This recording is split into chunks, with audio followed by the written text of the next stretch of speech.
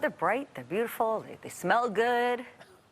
That's right. This week's Wild About Southwest Florida meteorologist Jesselyn Forens tells us how wildflowers can do much more than just look pretty in a vase. Jesselyn, always good to see you. Good to see you guys as well. Yeah, wildflowers are so important to our ecosystem. They give us a beautiful view, but are also so vital to the various ecosystems across Southwest Florida and to our everyday lives. Take a look.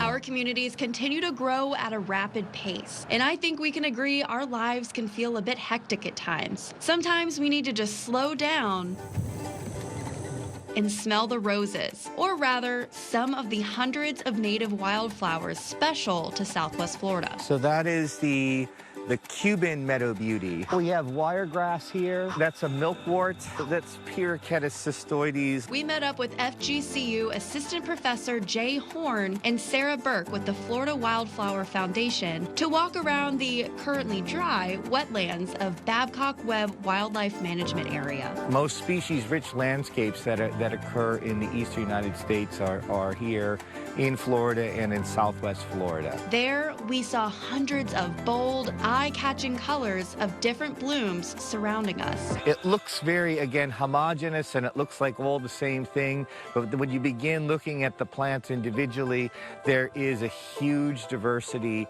of species here, and a lot of it is in bloom at the moment. I myself, being an enthusiast of flowers and plants, was curious about all that I was awing at. One of the things that's so important to do in your own yard is when a weed comes up, before you pull it out or poison it, just take a moment to figure out what it is. And how you do that is there's an app called iNaturalist, which is available for free on your phone. It's as simple as snapping a picture and the app identifies it. I just mark them with a bamboo stake and let them live out their adorable little lives, and try to remember not to mow them until they're gone to seed. Natural ecosystems are slowly being erased from our exclusive landscape due to development and invasive plant species. Knowing what original wild greenery you can have in your yard. Yeah, I just saw some of that particular species in bloom. That's Rexia natalii, Nuttall's meadow beauty.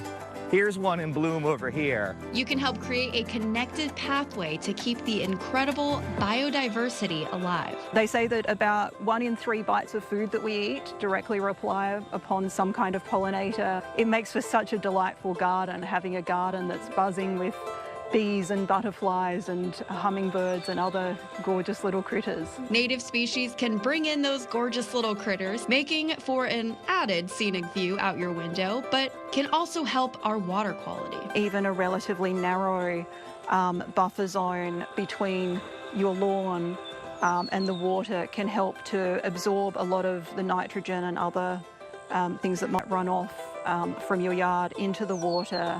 And make for healthier waterways. Places like Babcock-Webb WMA are continuing to restore and improve wild Southwest Florida habitat. Even our smaller scale efforts can help in a big way. So let's get wildflower about Southwest Florida's impressive landscape that we can help keep beautiful for generations to come.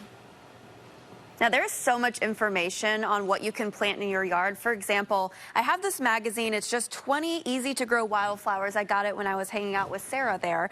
It's from the Florida Wildflower Foundation, and there's just all these different beautiful flowers you can plant in your yard. This one called a skullcap. Jim and I were talking about it earlier. It looks like little manatees. They're so cute. But yes, you can find out all you want to know about these wildflowers and what you can do to help them and plant them in your yard over on our website, abc-7.com.